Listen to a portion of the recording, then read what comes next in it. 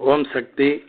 சக்தியில் அனைவருக்கும் என்னுடைய அன்பான வணக்கம். சக்தியில நம்ம மருதுபாண்டிங்க எதையை சாப்பிட்டாலுமே அது அம்மாவுக்கு கொஞ்சம் வச்சிருப்பாருங்க.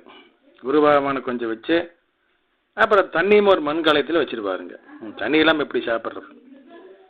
இப்போ சம்சார பிரசவத்திற்காக அவங்க தாய் வீட்டுக்கு போயிருக்கும் பொழுது இப்போ இவரே சமையல் பண்ணி சாப்பிடுவாருங்க.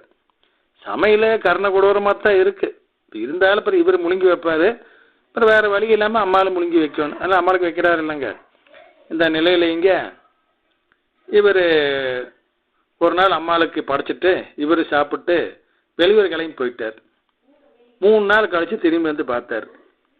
அந்த மண்கலயத்தில் இருந்த தண்ணீர் இப்படியே ஃபங்கஸ் ஃபார்ம் ஆகி கருப்பு கலரில் இப்படியே கசடாக இருக்குது. ஐயோ இப்படி ஆகிப்போச்சே, நம்ம அதை கவனிக்காமல் போயிட்டோமேன்னு சொல்லி அந்த மண்கலயத்தை எடுத்து கழுவி சுத்தப்படுத்தி வெயில் வச்சுட்டாரு. சரி, இனிமேல் தண்ணி வைக்கக்கூடாது அப்படிங்கிற ஒரு முடிவுக்கு வந்துட்டார்.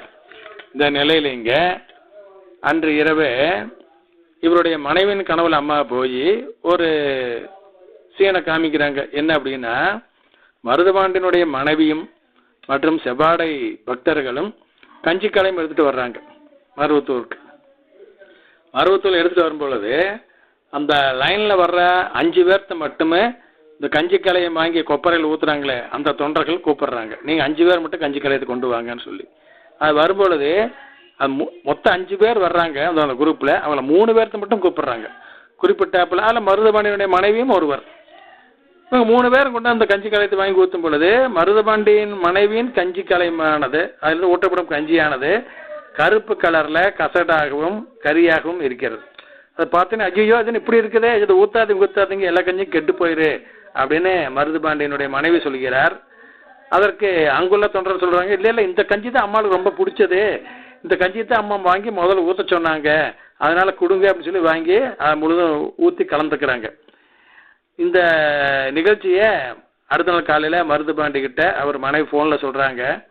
அதை கேட்டவனால தான் இவர் தெளிவடைகிறார். ஓ, நம்ம எவ்வளவு தவறுதலாக படையல் பண்ணாலும் கூட அம்மா ஏற்றுக்கிறாங்க.